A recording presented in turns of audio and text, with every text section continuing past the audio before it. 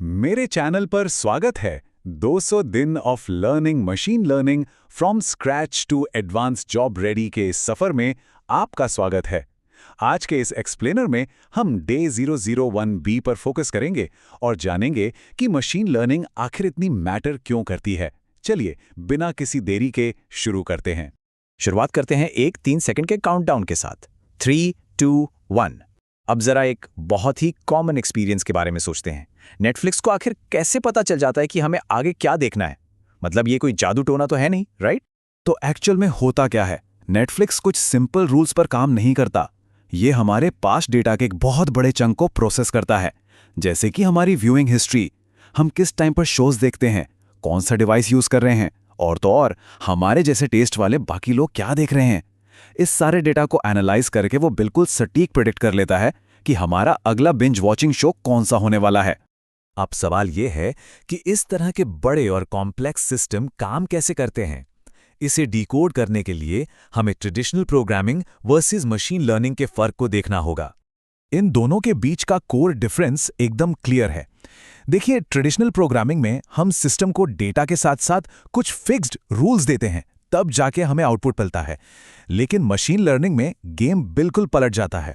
यहां हम मशीन को डेटा और आउटपुट दोनों देते हैं और मशीन खुद ब खुद पैटर्न सीखकर अपने रूल्स तैयार कर लेती है।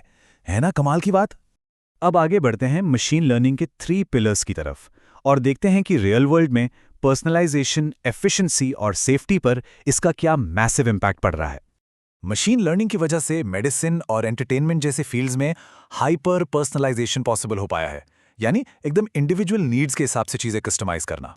और सिर्फ यही नहीं, ये मुश्किल एडमिनिस्ट्रेटिव कामों और रिकॉर्ड कीपिंग को ऑटोमेट करके गजब की एफिशिएंसी लाता है।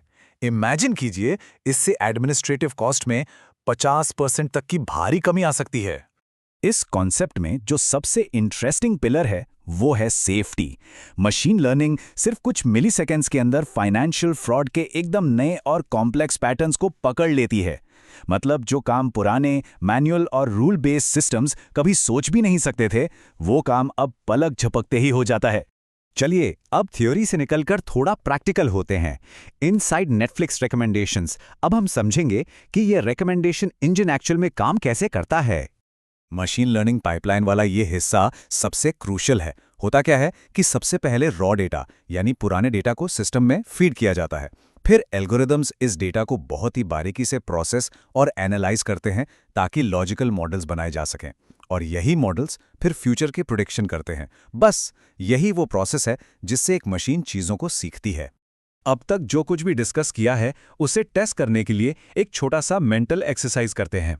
एक रेगुलर कैलकुलेटर और हमारे स्मार्टफोन के फेस अनलॉक फीचर में से मशीन लर्निंग का इस्तेमाल किस में होता है?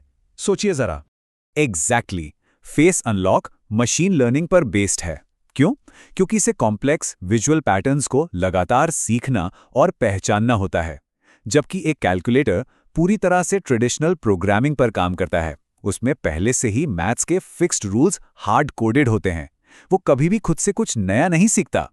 एक कंज्यूमर के नजरिए से हमने बहुत कुछ देख लिया, अब एक क्रिएटर की तरह सोचने का वक्त आ गया है। Becoming job ready in ML. सीखते हैं कि जॉब रेडी प्रोफेशनल बनने के लिए राइट माइंडसेट क्या होना चाहिए। शुरुआत में एक बहुत बड़ी गलती अक्सर देखने को मिलती है। ऐसा लगता है कि मशीन लर्निंग नाम का एक नया हथौड़ा मिल गया है तो हर प्रॉब्लम को कील समझ लिया जाए। ये एक बहुत बड़ा ट्रैप है।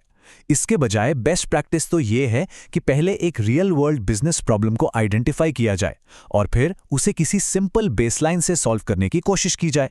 अगर हम सारी हाइप को साइड में रख के रियलिटी देखें तो मशीन लर्निंग के काम का 60 से 80% हिस्सा सिर्फ डेटा को क्लीन करने और उसे प्रिपेयर करने में निकल जाता है, ना कि मॉडलिंग में। रियल वर्ल्ड का डेटा बहुत मैसी होता है और एम्प्लॉयर्स उसी इंसान की सबसे ज्यादा कद्र करते हैं जो इस मैसी डेटा को अच्छे से हैंडल कर सके।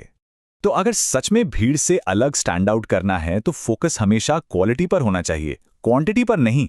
अपने पोर्टफोलियो में 3 से 5 ऐसे passion driven end to end projects रखिए जो असली समस्याओं को सॉल्व करते हों।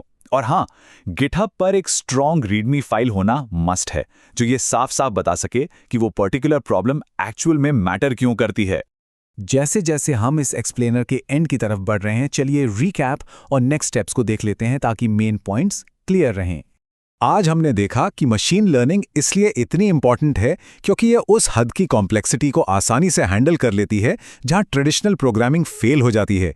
ये नए और अनस्ट्रक्चर्ड डेटा को लगातार अडेप्ट करती है, हमारा बहुत सारा कीमती समय बचाती है और लगभग हर इंडस्ट्री में एक मैसिव इनोवेशन ड्राइव कर रही है। और इसी के साथ एक बहुत ही प्रोवोकेटिव सवाल सामने आता है।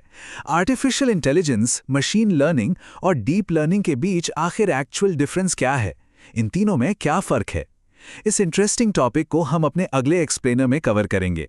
तब तक के लिए कीप लर्निंग।